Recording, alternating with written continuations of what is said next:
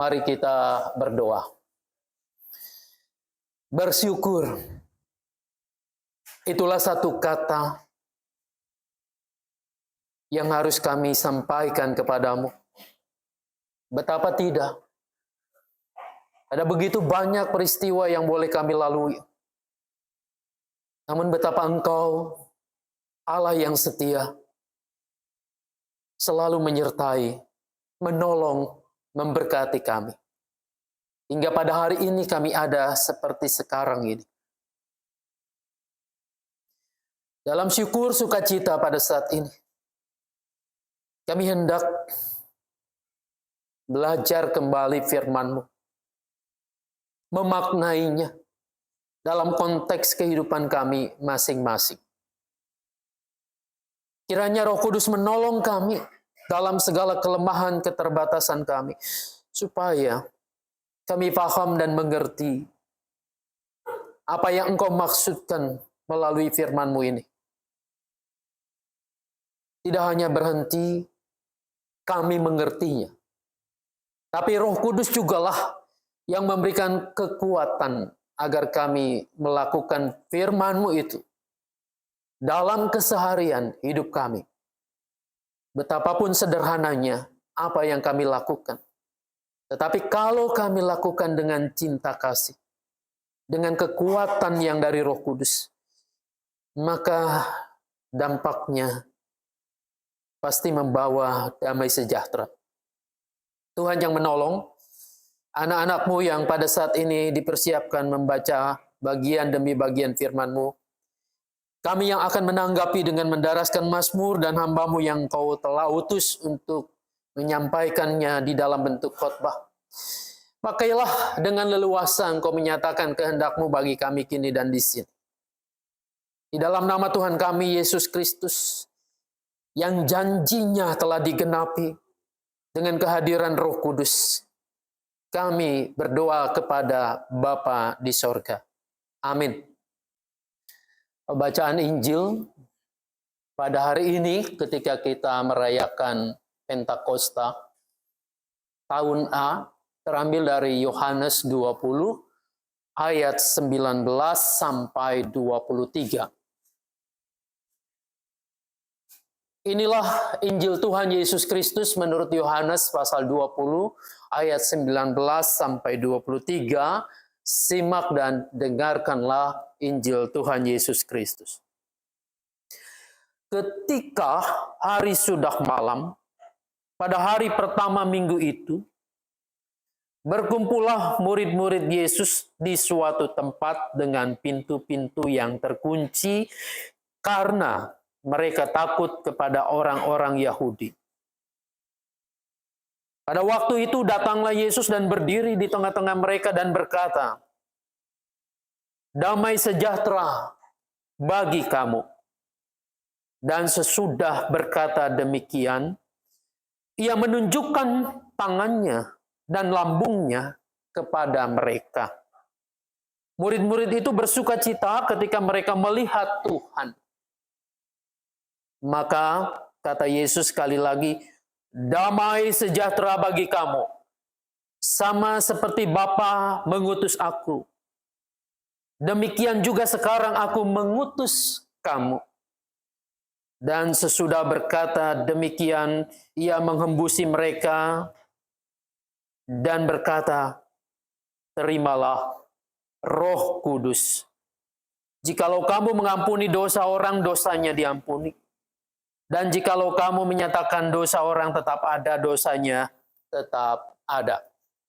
Sampai demikian jauh pembacaan Injil Tuhan Yesus Kristus. Tuhan Yesus berkata, yang berbahagia adalah setiap kita yang mau mendengarkan firman Allah, memelihara tentu dengan melakukannya. Haleluya.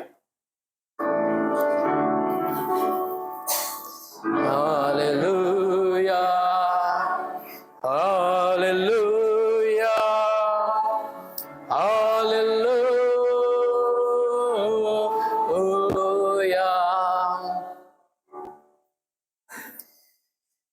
Selamat pagi menjelang siang, salam sejahtera buat kita semua. Pagi. Biasanya Pak Pata langsung menjawab, "Selamat pagi, Pak." Pagi, Pak. Ya, bersyukur ada di sini walaupun saya kira ya tidak mudah dari Babelan Bekasi dengan usia yang berapa Papa tahu usianya? Umurnya 80. Bukan naik kendaraan pribadi tentu ya, tapi harus naik kereta dan seterusnya. Luar biasa. Memang hari ini luar biasa. Saudara-saudara datang dengan wajah ceria dan di depan kita ada banyak buah-buahan. Di luar saya tadi berkelakar sama Penatua Tri. Kita pasang aja hio ya di sini gitu. Kayak sembahyang buah-buahan. Saudara-saudara mungkin mirip-mirip dengan itulah. Sembahyang kita menyembah yang maha kuasa tentu. Kita memberikan ucapan syukur kepada Tuhan sebab segala sesuatu datang dari padanya. Saya tidak bosan-bosannya mengingatkan kembali kepada kita, kenapa sih kalau di GKI Pentakosta selalu didekor kayak begini. Ada buah-buahan. Lalu nanti kita memberikan persembahan tahunan. Apa hubungannya dengan pencurahan Roh Kudus, dengan dipenuhinya janji Tuhan Yesus kepada para muridnya? Saudara-saudara, memang pada saat itu kalau tadi kita cermat, mengamati, mengikuti pembacaan yang pertama itu hari Pentakosta. Kita lihat dulu ya, dalam Kisah Rasul pasal 2 itu. Ketika tiba hari Pentakosta.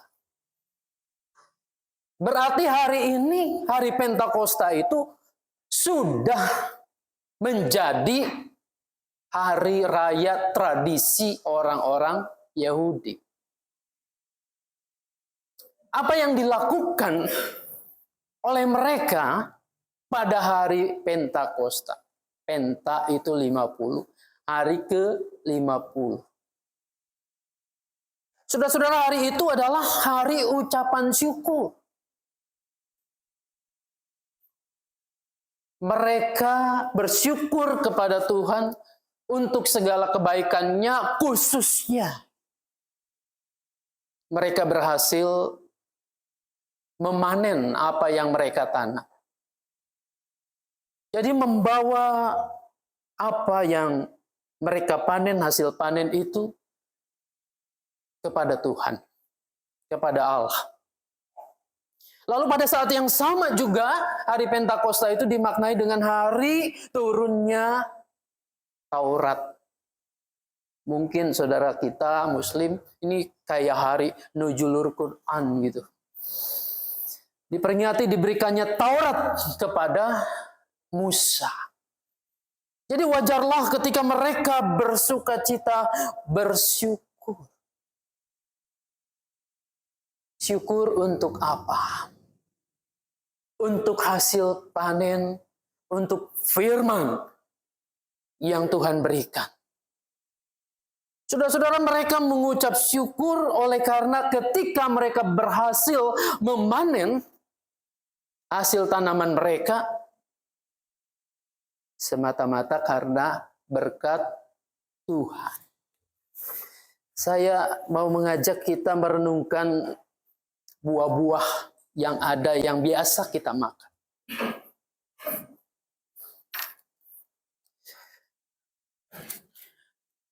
Ini buah apa? Salak. Sekilo berapa? Berapa, Tri?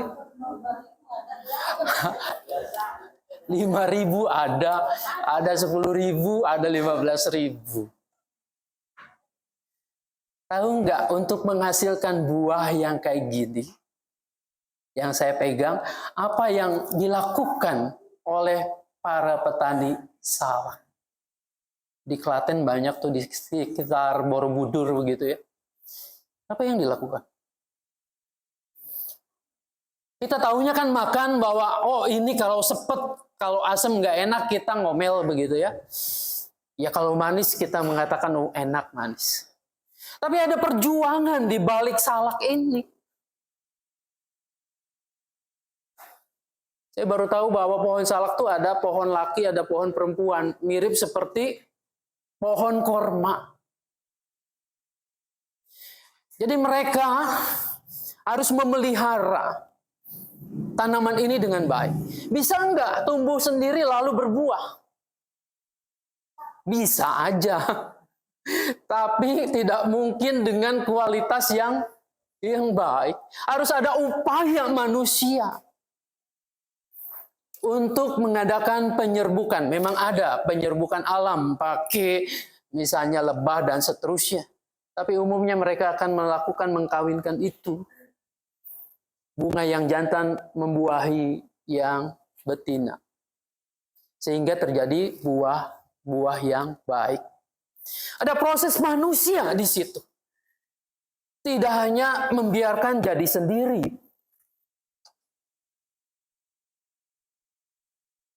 Ini apel.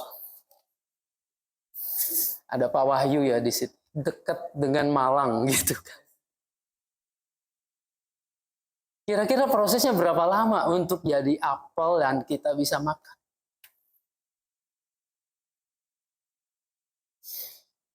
Panjang tentunya.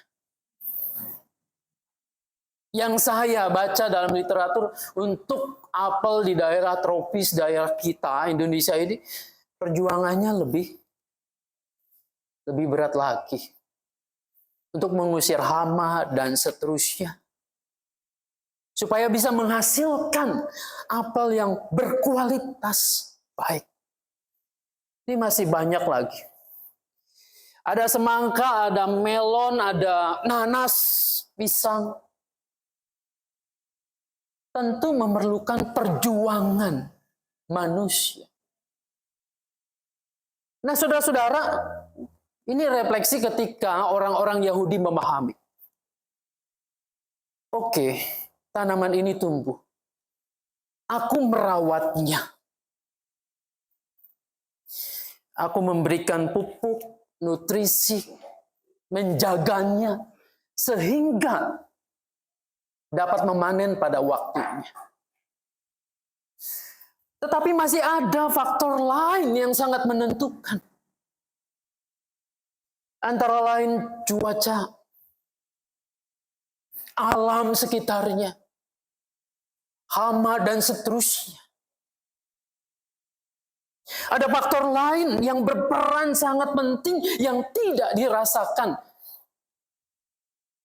Yang seringkali kita tidak merasakan itu. Ketika petani itu diberikan tubuh yang sehat, tenaga yang kuat, dia bisa bangun pagi, melihat tanamannya, memelihara dengan baik. Itu kan ada yang berperan di belakang itu. Ada kuasa yang menolongnya. Sebab kalau kita punya niat tapi tubuh kita sakit, tak berdaya, tidak mungkin mengurus tanaman kita. Paling terkapar. Orang Yahudi mengatakan, ada Adonai. Ada JHWH yang menolong. Ada kuasa Tuhan sehingga saya sehat. Sehingga saya diberikan akal budi yang baik. Sehingga saya diberikan kemampuan hikmat untuk merawat sehingga bisa memetik hasil panen itu.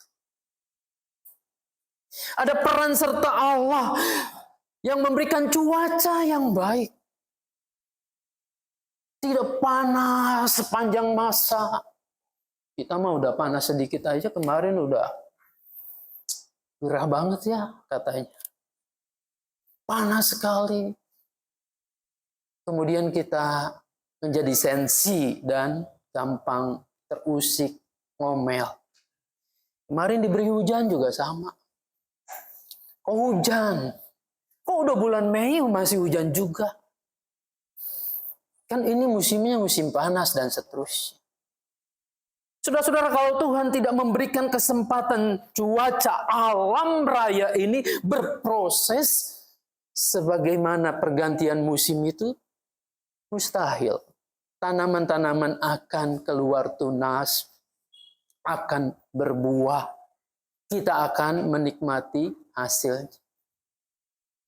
Nah, orang Yahudi mengatakan wajarlah dan seharusnya memang demikian kalau kami memberikan ucapan syukur kepada Tuhan, bahkan yang terbaik. Oleh karena Tuhanlah yang memungkinkan kami semua memetik hasil panen. Saudara-saudara, kurang lebih demikian. Saya balik lagi ke sini, takutnya nanti kebablasan. Teksnya ada di sini. Jadi saudara-saudara, itulah makna ungkapan syukur. Dengan ungkapan syukur berarti manusia menyadari keterbatasan dirinya, menaklukkan diri kepada Tuhan, maka diberi istilah persembahan. Ini bukan sumbangan. Karena Tuhan punya segala-galanya. Dia nggak perlu disumbang. Kita memberikan persembahan. Ini Tuhan yang terbaik. Nah, saudara-saudara, dalam peristiwa ini kan menarik ya. Orang Israel itu ada beberapa kali yang dewasa itu wajib untuk datang ke Bait Allah di Yerusalem. Salah satunya peristiwa Pentakosta ini. Maka dari berbagai tempat pelosok negeri itu mereka datang tuh. Datang untuk merayakan pesta ucapan syukur ini. Disebutkan ada mereka itu dari berbagai tempat ya. Ada Elam, Media, ada Mesopotamia, Yudea, bahkan ada dari Arab juga. Mereka terpanggil untuk mengucap syukur kepada Tuhan. Nah, ini mewakili sebetulnya bangsa-bangsa yang ada. Celakanya, orang Yahudi yang sudah tersebar ini, banyak yang sudah tidak mengerti, memahami lagi bahasa ibu mereka. Bahasa Ibrani. Ya samalah kayak kita ya. Kita ngomongnya ngakunya orang Tionghoa. Tapi bisa nggak ngomong Mandarin? Cangkoi? Kita punya tahu. Nggak tahu gitu ya. Mungkin mirip-mirip seperti itulah orang Yahudi yang tersebar nih kemana-mana. Mereka hanya melakukan ritual, melakukan ungkapan syukur itu, mereka berkumpul di sana. Nah, pada saat itulah janji Allah dipenuhi. Janji Tuhan Yesus, pencurahan Roh Kudus. Nampak dalam hembusan angin, lidah api. Peristiwa yang tidak biasa, yang spektakuler. Nah, saudara-saudara, disitulah Roh Kudus bekerja sehingga para murid ini bisa menyampaikan, bisa bicara kepada mereka dalam bahasa yang dimengerti oleh orang-orang itu yang datang ke sana. Jadi tidak harus mereka itu mengerti dalam bahasa Yahudi, dalam bahasa Ibrani. Murid-murid bercerita, menyaksikan karya Allah di dalam Kristus dalam bahasa yang dimengerti. Ini seringkali disebut senolalia, bahasa bangsa-bangsa. Nah, perhatikan Ibu Bapak yang dikasih Tuhan. Roh Kudus itu berkarya bukan untuk semakin rumit orang mengerti. Tetapi justru sebaliknya semakin mudah dan paham apa yang disampaikan, apa yang dimaksudkan oleh para murid itu. Disinilah kemudian terjadi begitu banyak orang yang mempertanyakan. Mereka mengatakan orang-orang Yahudi itu yang para pemimpin-pemimpinnya dengan sinis mengatakan, oh itu orang-orang itu sedang mabuk. Nah, disinilah kesempatan Rasul Petrus tampil, menjelaskan Bukan. Mereka tidak mabuk, tetapi mereka justru dipenuhi oleh kuasa Roh Kudus. Kuasa Roh Kudus yang sudah dinubuatkan melalui Nabi Yoel itu. Saudara-saudara, itulah makna Pentakosta menjadi makna perayaan tercurahnya Roh Kudus yang memberi karunia kepada setiap orang percaya. Karunia yang tentunya tidak hanya tunggal satu, tapi karunia yang berbeda-beda, beraneka ragam. Nah, ini menarik dalam perkembangan berikutnya di bacaan yang kedua ini. Saudara-saudara, tadi kita memperhatikan 1 Korintus 12. Ada banyak karunia dalam jemaat itu. Dalam konteks jemaat metropolis seperti kita, pelabuhan yang cukup besar itu Korintus, ini tumbuh subur kelompok-kelompok. Paulus merinci banyak sekali karunia-karunia. Namun sayangnya justru karunia-karunia ini bukan untuk saling melengkapi, tapi mereka bangga dengan itu. Dan kemudian mereka meremehkan yang lain yang mungkin dianggap sederhana. Kenyataannya sampai hari ini isu tentang keunggulan satu karunia tertentu tidak pernah surut. Saudara-saudara, seseorang akan merasa bangga jika bisa melakukan hal-hal yang spektakuler, yang aneh, yang luar biasa. Ajaib dan dahsyat, dan itulah yang dikejar orang. Misalnya doanya Cespleng. Kalau ia berdoa langsung dijawab oleh Tuhan, yang sakit jadi sembuh, yang bermasalah hilang masalahnya, dan seterusnya. Perkataannya penuh hikmat dan pengetahuan yang luas. Apalagi tadi mendapat karunia berbahasa roh. Karunia untuk menyembuhkan. Saudara-saudara, kemudian kita bertanya-tanya, apakah hanya dipahami seperti itu? Bahwa kalau Roh Kudus memberikan karunia, itu berarti ada sesuatu yang dahsyat. Ada mujizat saja. Tidak bisakah Roh Kudus itu berkarya dalam hal-hal yang sederhana? Dalam keseharian hidup kita ini. Saudara, bisa jadi kita pun mendambakan karunia ajaib itu. Saya mengajak untuk menelisik kita masing-masing diri kita. Dari sekian banyak karunia roh itu yang dipaparkan oleh Paulus, seberapa membanggakan kita sih jika mempunyai karunia tertentu? Saudara-saudara, saya mengajak ini. Jawab pertanyaan saya. Seberapa bangga? Berikan nilai 0 kalau Anda tidak bangga. Berikan nilai 10 kalau luar biasa membanggakan. Jika Anda saat ini diberi karunia untuk menyembuhkan orang. Mirip-mirip kayak Ibu Ida Dayak kayak gitu. Diberikan karunia dengan minyak tertentu lalu bisa menyembuhkan. Dari 0 sampai 10, kira-kira kebanggaan Anda ada di mana itu? Atau ketika Anda diberi karunia berhikmat, bernubuat. Perkataan Anda itu betul-betul tepat. 10 tahun lagi Indonesia akan seperti apa? Itu Anda tahu. Seberapa bangga kalau Anda punya karunia itu? Dari 0 sampai 10. Bandingkan. Tadi ya, simpan ini angkanya. Bandingkan dengan Anda hanya punya karunia, ya saya percaya Yesus. Saya mau beribadah kepadanya.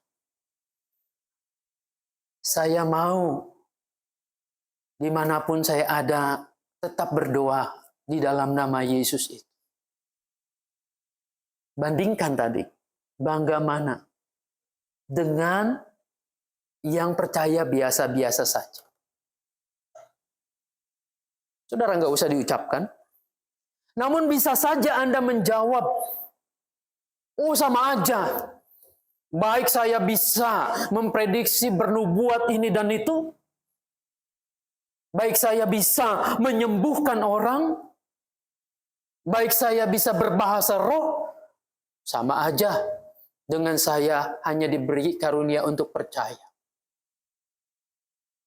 Baik, bisa jadi jawaban itu. Namun ada kemungkinan Anda akan menjawab bahwa karunia untuk mengadakan mukjizat-mukjizat dahsyat luar biasa itulah yang sangat membanggakan.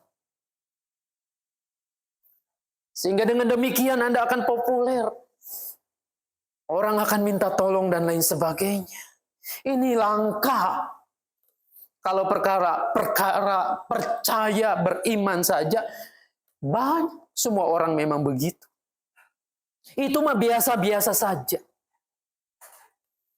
Ya, saudara-saudara, kelap kali kita melihat bahwa hal yang biasa-biasa saja itu kurang membahagiakan. Kurang afdol. Padahal kalau kita renungkan, justru melalui hal-hal yang biasa, Tuhan dapat memakai kita menjadi luar biasa. Saudara-saudara, kita berdecak kagum ketika melihat seseorang dapat melakukan perkara luar biasa dengan anggota tubuhnya misalnya. Dengan tangannya yang terampil, Chris bisa main piano, Yosi juga demikian. Kita berdecak kagum. Ada dengan kakinya yang kuat, seorang balerina bisa menari begitu rupa bahkan di ujung jari jempol kakinya.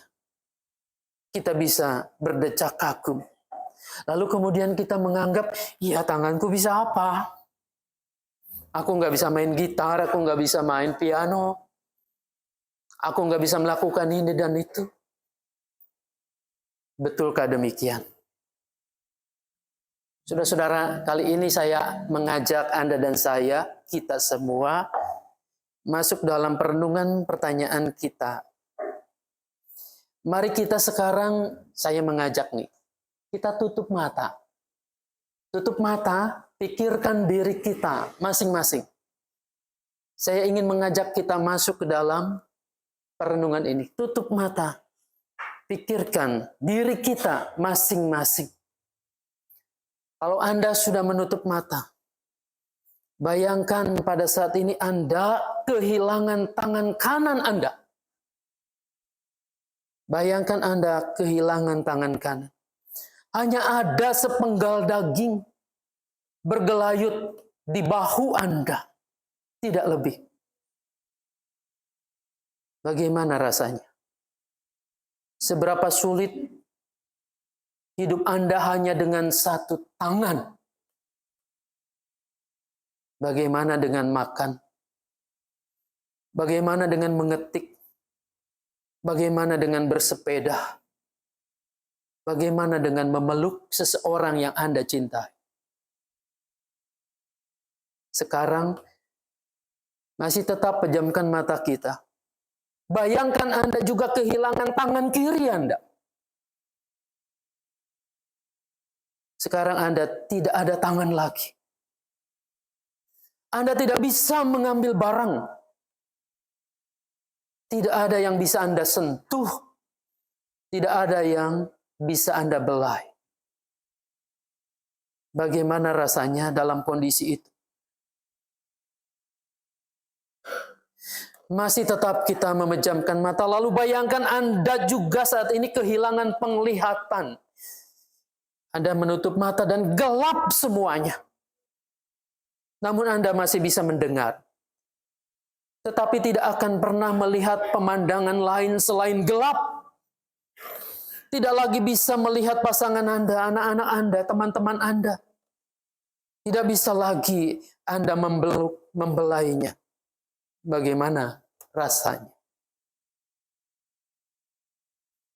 Saudara-saudara, sekarang kita melanjutkan menggunakan skala 0 untuk tidak berbahagia. Dan skala 10 untuk benar-benar merasakan kebahagiaan. Sekarang buka mata Anda.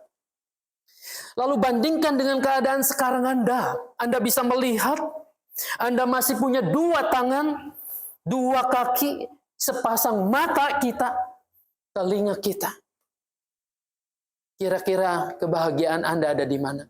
Dari 0 sampai dengan 10 itu. Saudara yang dikasihi dan mengasihi Tuhan Yesus, kebanyakan orang melalui survei seperti ini akan mengatakan, aku luar biasa bersyukur. Tuhan masih memberikan aku kesempatan untuk memegang, untuk memeluk, untuk mengerjakan banyak hal dengan tangan ini. Aku bersyukur kepada Tuhan karena aku masih bisa melihat, masih bisa berjalan, dan seterusnya. Inilah saudara-saudara yang seringkali kita anggap biasa-biasa saja. Tapi kalau kita memaknainya dengan mendalam, Tuhan memberikan itu bukan biasa-biasa saja, tapi luar biasa dalam tubuh kita. Dan kekuatan Roh Kudus itulah yang seharusnya memampukan kita untuk menciptakan tatanan dunia baru dengan tangan kita, dengan mata kita, dengan telinga kita, dengan mulut kita, dengan kaki kita, untuk mendatangkan damai sejahtera itu. Hidup kita terbatas. Tuhan masih memberi kesempatan buat Anda dan saya. Dalam keterbatasan hidup ini, pakailah kesempatan yang Tuhan berikan. Buatlah yang biasa-biasa itu kita pahami, inilah karunia dari Tuhan. Di mana aku bisa bersyukur. Di mana aku bisa melayani. Bisa melakukan sesuatu yang baik. Lakukanlah sebelum terlambat. Saudara-saudara, Paulus dalam Roma 12 mengatakan, jadilah hidupmu itu sebagai persembahan yang hidup, yang kudus bagi kemuliaan Allah. Biarlah Pentakosta hari ini kita pahami bahwa Roh Kudus itu telah dicurahkan untuk kita. Roh Kudus itu memberi kemampuan untuk Anda punya karunia. Karunia untuk melayani, untuk melakukan sesuatu yang terbaik. Kiranya Tuhan menolong, memberkati kita. Amin.